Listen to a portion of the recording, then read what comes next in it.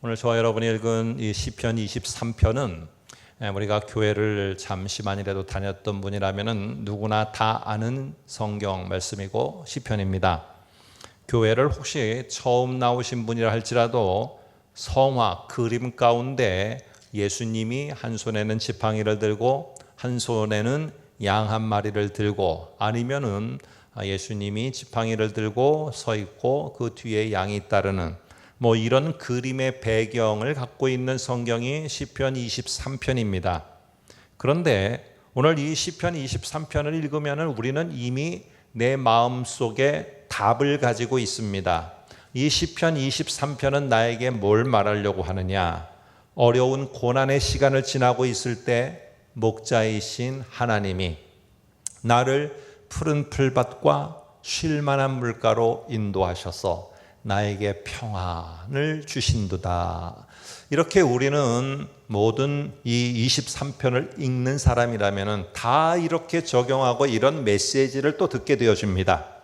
그런데 지금 이 다윗이라는 사람이 시편 23편을 쓰고 있을 때, 이때는 과연 정말 쉴 만한 물가로 인도함을 받았을 때일까?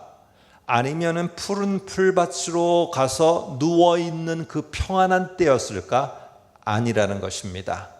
오늘 이 시편을 쓰고 있는 이때는 이 다윗이 자기를 미워하는 사람들을 피해서 여기저기 도망자로다가 다녀야 됐고, 밤에는 우울증과 불안증과 여러 공황과 불면증으로 너무너무 괴로운 밤을 보내야 됐던, 그래서 낮이 되면은 다시 도망가야 됐던 이런 험한 세월을 지나고 있을 때 쓴 시편이라는 사실입니다.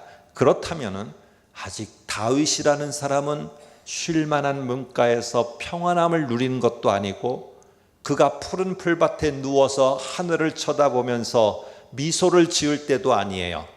그런데 도대체 그렇다면은 이 시편 23편은 무엇을 말하려고 하는 걸까? 내가 어려운 순간에 하나님이 나를 인도해서 나를 이렇게 평안한 곳으로 인도하셨다는 그런 경험을 이미 했으면은 그거를 말한다고 할 텐데, 오늘 지금 이 다윗은 그런 상황을 경험하지 못했어요.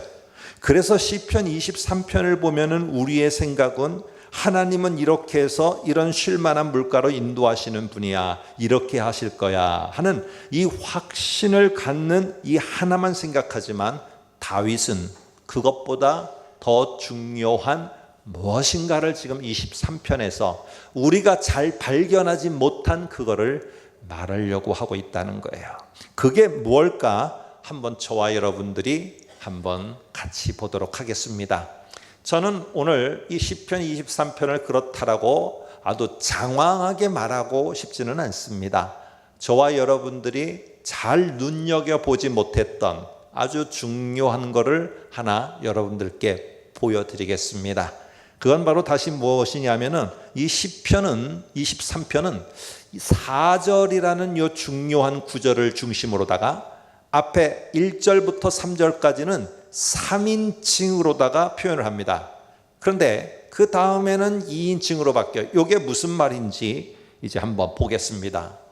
2절, 3절, 1절, 2절, 3절을 보시기 바랍니다. 앞에 이렇게 제가 다 표시를 해놨습니다.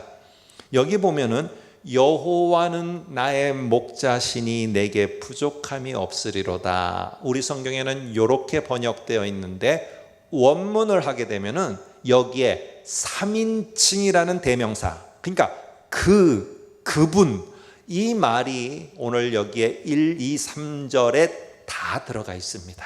그래서 1절을 보면은 여호와의, 그분은 나의 목자시다, 이런 말이 되고요.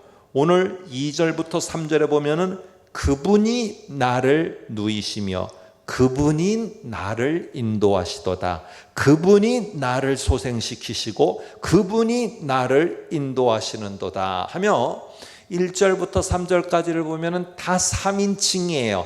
하나님을 3인칭으로 다 묘사를 해요. 그분. 약간 좀 이 다윗이 표현하는 신앙의 참 아름다운 고백 같지만, 하나님을 그분, 하나님 저분, 이렇게 한다는 것은 조금 거리감이 있는 표현이죠.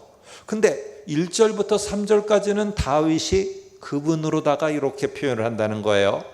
그런데 갑자기 4절로 넘어오면서는 어떻게 바뀌느냐? 이게 그분이 아니라 하나님, 당신은요? 하며 가까이에 있는 하나님으로다가 당신으로다가 말을 다 바꿉니다.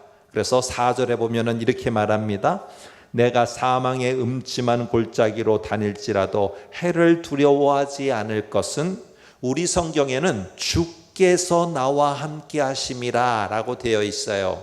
왜 이렇게 번역을 했을까? 앞에 하고 맞추려고 그러는 거예요. 여호와는 나의 목자시다. 그러니까 3인칭이니까 여기도 번역을 주께서 3인칭으로 해놨는데 다윗은 그렇게 하지 않았어요. 원문에는 이 말이 뭐냐 하면은 해를 두려워하지 않을 것은, 왜냐하면 그분이 아니고요, 당신이 지금 나와 여기에 함께하기 때문입니다 하면서 하나님을 그분이라고 할 땐 저 멀리 있는 분으로가 알고 있는데, 이 순간의 4절은 당신이 내 곁에 너무너무 가까이 있는 것을 느끼고 있는 거예요. 그래서 3인칭이 아니라 당신은 지금 여기 나와 함께합니다. 당신이라고 표현하고 있습니다. 그 다음에도 보면은 주의 지팡이와 막대기가 나를 안위하시나이다 라고 되어 있지만은, 여기에 주에도 원래 단어 원문에는 당신의 지팡이와 당신의 막대기가 나를 보호하고 있습니다. 근데 원문은 이렇게 되어 있습니다. 어떻게 되느냐? 당신, 주여 당신이 당신의 지팡이와 막대기로 나를 대적들로부터 지켜주고 있습니다 하며 지금 현장에 있는 그 놀라운 사실을 말하고 있다는 거예요. 5절도 보면은 우리 성경에는 주께서 내 원수의 목전에서 내게 상을 차려주시고 주께서 내 머리에 기름을 부으셨나이다, 내 잔이 넘치나이다 이렇게 되어 있지만은, 원문은 여기도 똑같이 당신이 내 원수의 목전에서 내게 상을 차려주시고 당신이 내 머리에 기름을 부으셔서 그 잔이, 내 잔이 넘치나이다, 이런 당신으로 해놨어요. 근데 요 당신으로 표현할 때는 상황이 어떤 상황이냐? 실제 상황이에요. 내가 사망의 음침한 골짜기를 다니고 있고요, 내 원수, 5절에 내 원수가 내 목전에서 나를 죽이려고 달려들고 있는 실제 상황에서 오늘 하나님은 어떻게 됐느냐? 당신으로 표현되고 있어요. 자, 왜 이렇게 표현을 바꿨을까요? 도대체 다윗은 어려운 시대를 살아가고 있는 우리에게 시편 23편에 하나님은 목자시니 우리를 쉴만한 물가로 푸른 초장으로 인도하시는 분이야, 요 단순한 이것을 이야기하려고 했을까요? 아닙니다. 더 중요한 게 있어요. 그게 뭔지 이제 보겠습니다. 자, 이제 앞으로 다시 돌아가서 여호와는 그분은 나의 목자십니다 하고 3인칭을 쓰면은요, 우리는 시편 23편을 떠올립니다. 여호와는 나의 목자 하면 시편 23편, 이 말은 누가 했어? 다윗이 말했어 하니까 이 모든 말은 다윗의 신앙 고백처럼, 다윗의 아주 중요한 신앙의 표현처럼 우리는 생각해요. 그런데 이 여호와는 나의 목자라는 요 말은 우리가 창세기 48장 15절서부터 시작돼요. 이게 지금 상당히 세월이 지났거든요. 근데 이 시작을 언제 했느냐? 야곱이라는 사람이 창세기라는 성경 맨 앞에서 했어요. 한번 48장 15절 볼까요? 이렇게 말합니다.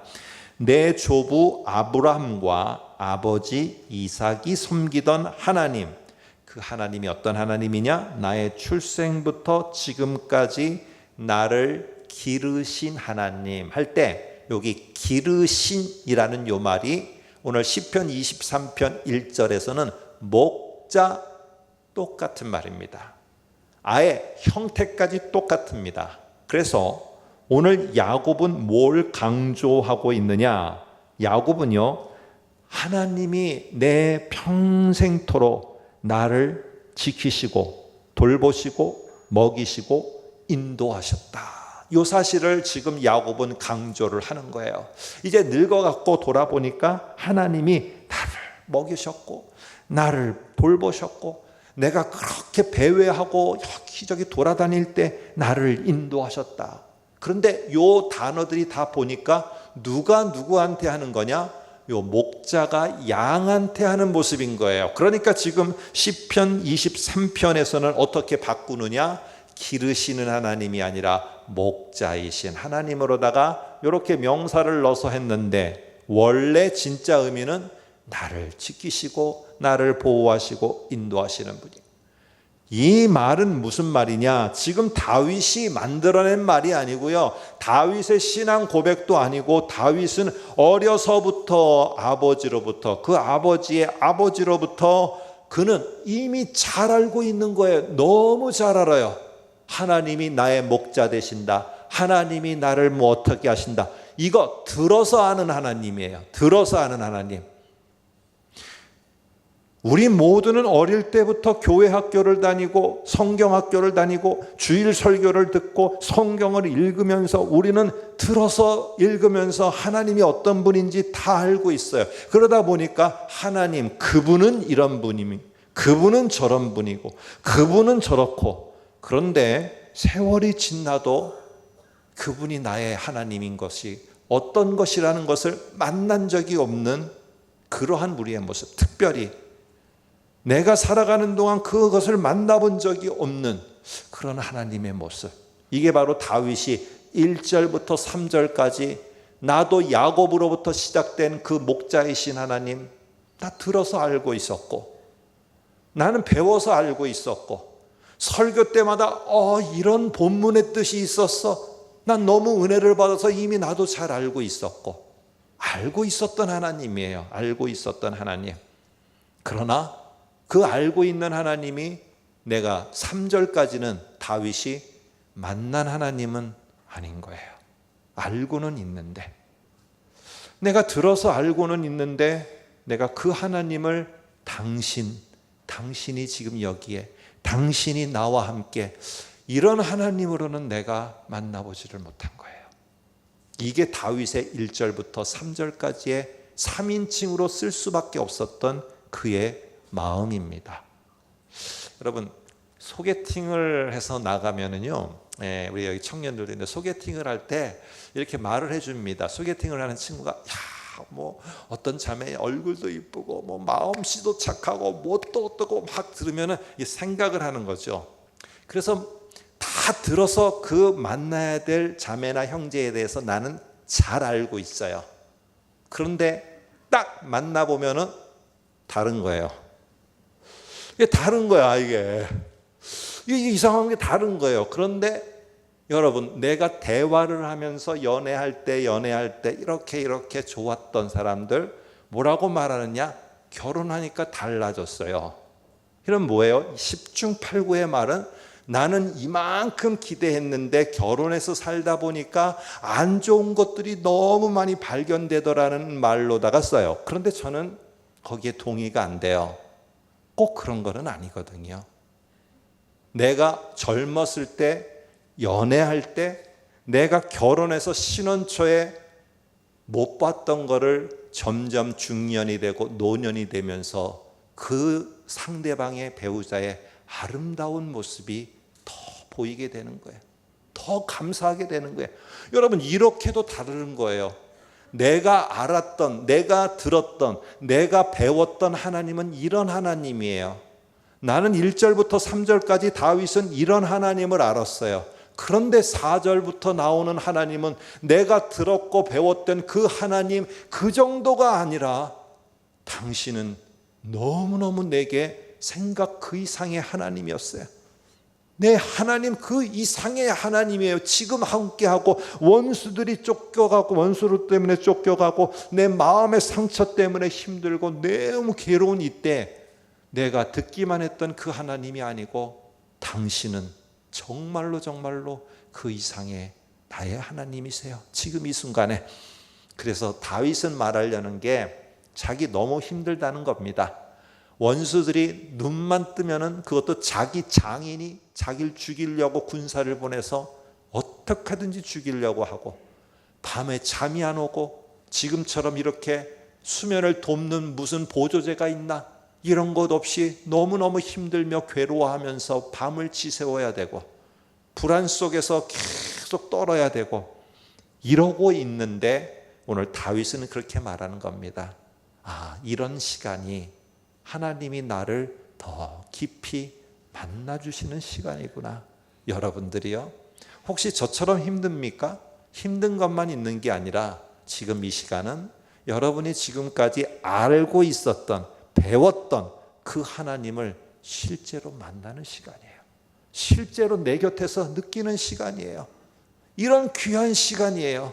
아프고 힘들지만 그것만 보지 마시고 내가 지금 만나고 있는 하나님, 원수들 앞에서 상을 베풀어주는 이 당신의 이 따뜻한 손길, 이거를 내가 느끼는 게 아니라 여러분들도 그분이라는 그 하나님에서 당신이 내 곁에 있다는 당신의 하나님으로다가 가까이 느껴보세요. 이게 시편 23편에 말하고 있는 중요한 핵심입니다. 그래서 23장 4절에 보면은 이렇게 다윗이 어떻게 그분은 이런 목자와 같은 분, 이렇게 알던 게 내 곁에서 원수들 앞에 상을 베풀어 주시고 나와 지금도 여전히 함께하는 당신의 하나님으로다가 이렇게 갑자기 바뀔 수 있었던 건 뭐냐? 4절이에요. 한번 보세요. 내가 사망의 음침한 골짜기를 다니고 있는 이것 때문에 나는 여전히 들어서 하는 하나님에 머물러 있었던 그 하나님이 내게 실제로 체험하며 깨닫고 만나고 할 수 있는 하나님으로 만날 수 있게 하신 그 여건이 뭐냐? 내가 사망의 음침한 골짜기를 다니는 이 상황이라는 거예요. 여러분, 그래서 너무 낙심하지 마시라는 거예요. 이 상황은 하나님을 더 만나고 하나님께 더 가까이 가고 하나님께 더 그래서 흔들리지 않고 붙잡고 나아갈 수 있는 기회이니까 너무 낙심하지 말으라는 거예요. 여러분, 그래서 오늘 이 다윗은 이런 하나님에 대해서 신뢰를 하게 되니까 어떻게 되느냐? 실제로 이런 하나님을 만나게 되니까 흔들리지 않았어요. 그래서 하나님은 다윗에게 약속한 게 뭐냐 하면은 내가 너에게 왕이 되도록 해주겠다고 했는데 왕은 안 되고 오히려 왕한테 쫓겨다니고 있어요. 그럴 때 나는 왕이 된다는 약속이 안 이루어질 사람, 나에게는 그런 약속이 없어. 왕이라도 빨리 됐으면 좋겠다. 여기까지만 보지 않았어요. 요 가까운 미래만 보지 않고 이 어렵고 힘든 순간 속에서 3인칭으로 알고 있었던 하나님이 2인칭의 하나님으로 다가오는 순간 그의 고백이 달라집니다.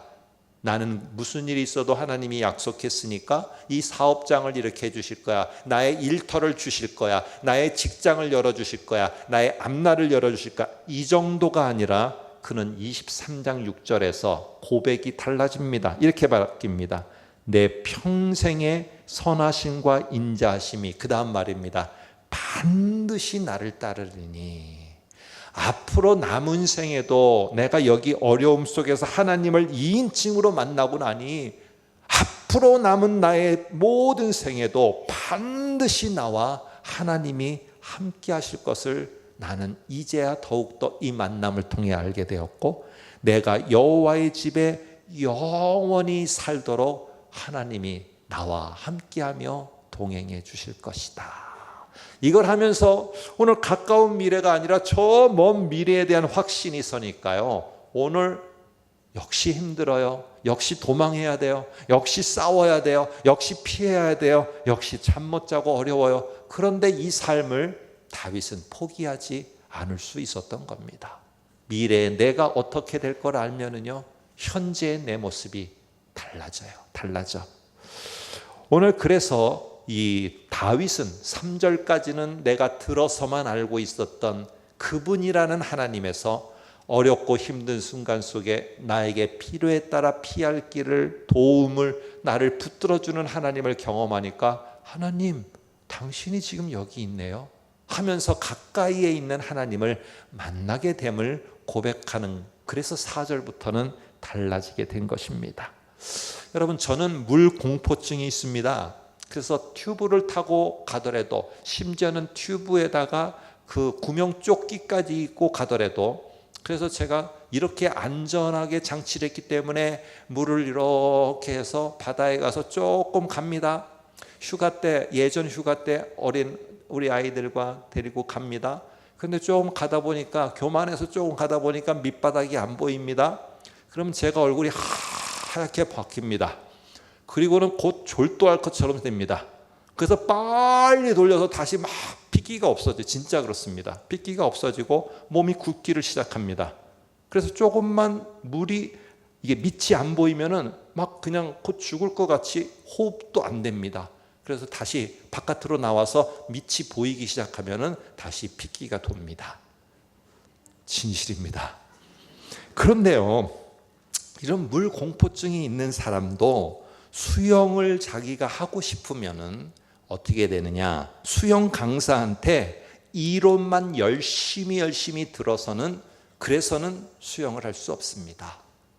이론을 아무리 많이 들어도 물에 들어가서 이론 들은 거를 가지고 실제로 하면서 자기가 체험을 해봐야 되는 거예요.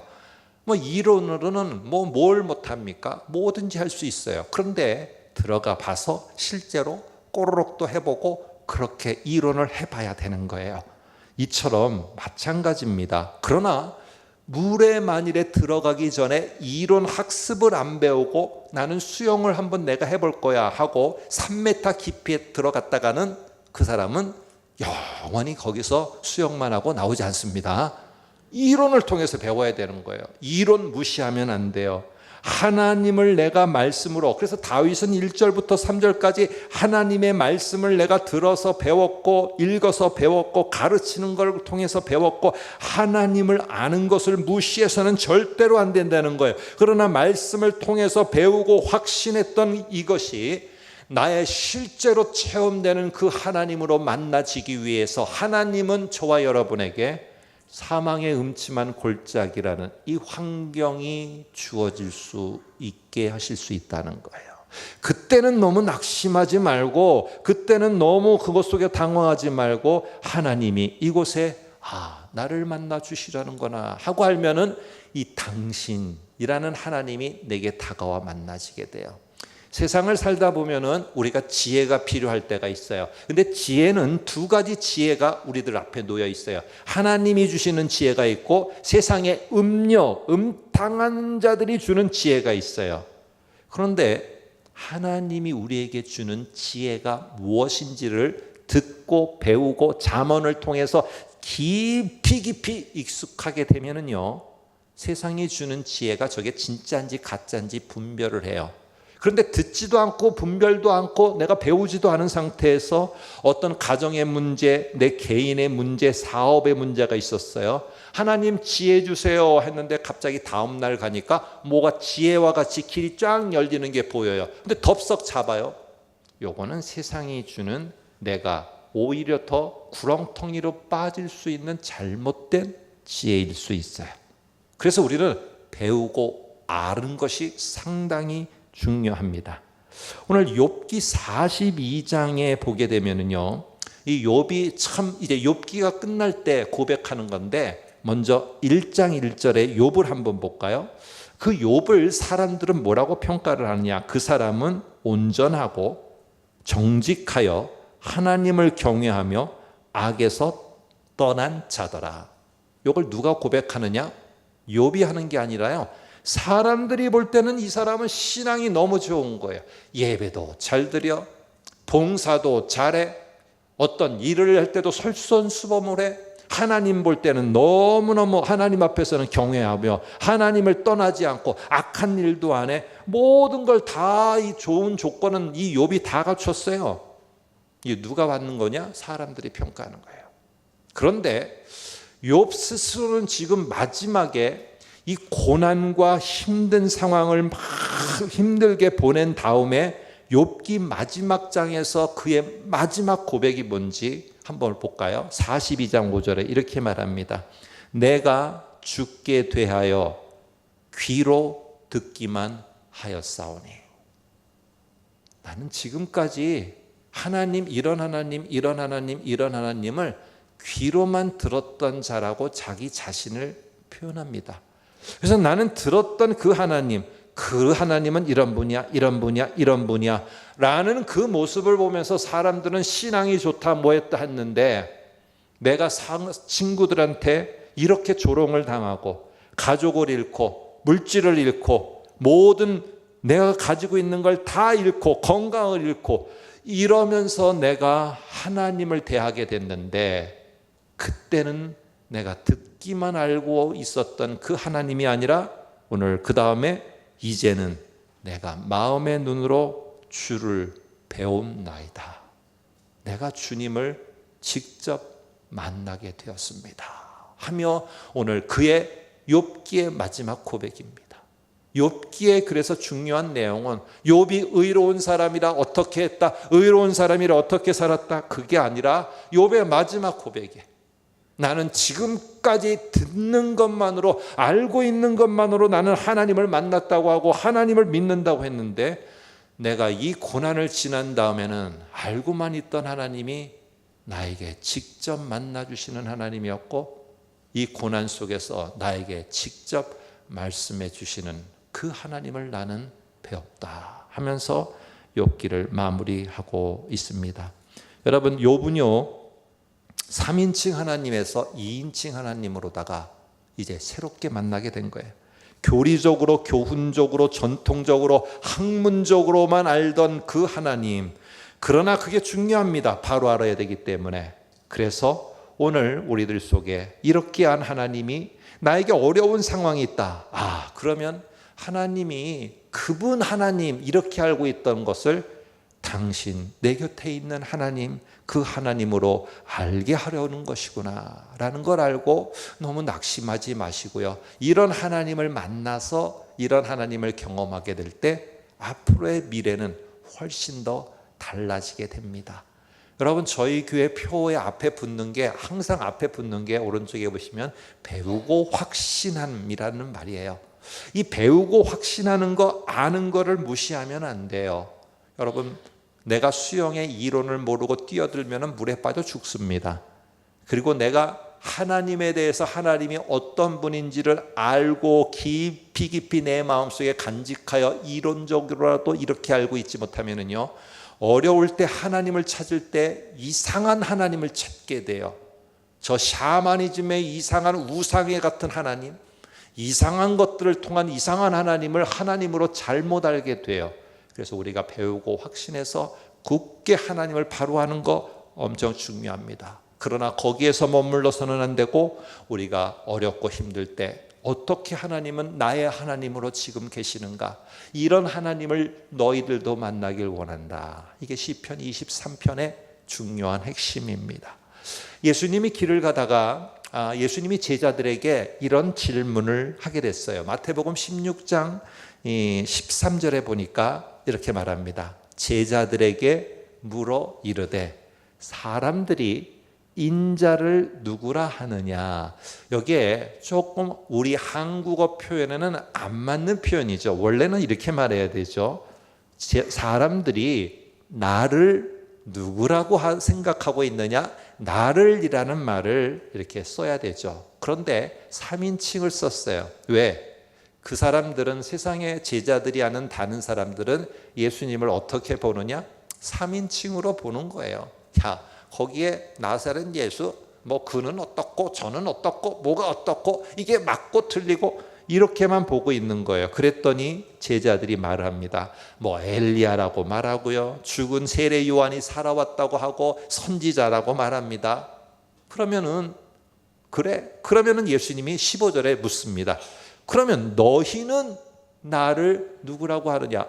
이게 안 맞아요. 앞에 만일에 사람들이 인자를 누구라고 했느냐라고 물었으면은 제자들한테도, 그러면 너희는 인자를 누구라고 하느냐? 인자라고 이렇게 표현해야 되잖아요. 그래야지 앞에가 맞죠. 딱 짱이. 그런데 제자들한테 그런 표현 안 써요.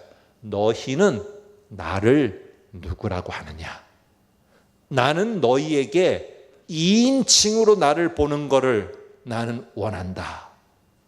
그분 선생님, 그분 이렇게 보지 말고 네 곁에 있는 도대체 나는 누구냐, 예수님은 가까이 답을 듣길 원해요. 그랬더니 제자들도 뭐라고 말하느냐, 여기 보니까 우리 성경에는 주는 그리스도시요 살아계신 하나님의 아들이시니다 라고 말했지만 원문은 이렇게 하지 않아요. 이게 예수님의 질문은 2인칭으로 답을 하길 원한 거예요. 그래서 베드로는요, 당신은 그리스도시요 살아계신 하나님의 아들입니다 하면서 2인칭으로 답을 합니다. 여러분, 광야의 시간이라는 것은요, 우리들에게는 어려움만 하나님이 주셔서 잘 인내하면 복 주려고, 물론 그럴 수도 있겠죠. 그러나 보게 되면은 다윗도 그렇고 욥도 그렇고 신앙의 인물들을 보게 되면은 이 광야의 시간을 벗어나질 않았어요. 힘든 시간을.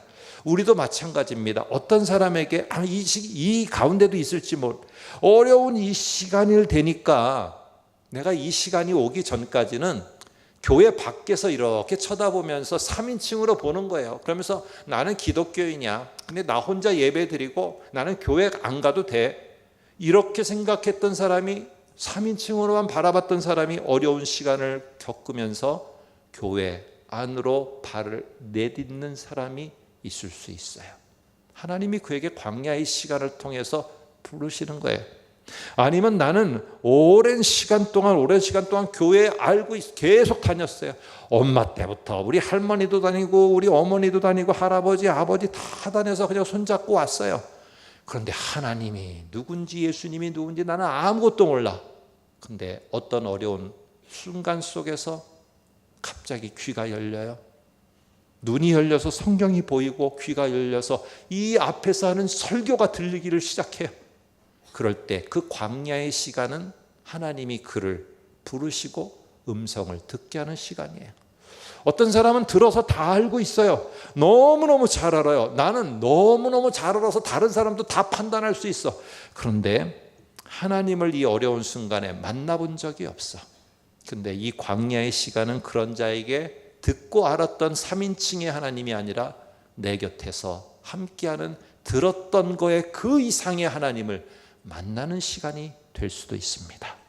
아무쪼록 우리 모두가 어렵고 힘든 시간들이지만은 이 시간이 나의 아버지, 나의 어머니의 하나님이 아니라 나의 하나님으로 만날 수 있는 시간인 것을 꼭 기억하면서 너무 낙심하지 마시고 이 순간에 하나님을 더 깊이 만나면은 저와 여러분의 앞으로의 저 미래는 밝은 모습으로 거기에 주님과 함께 서 있게 될 것입니다. 아무쪼록 그런 저와 여러분 되시기를 소망합니다.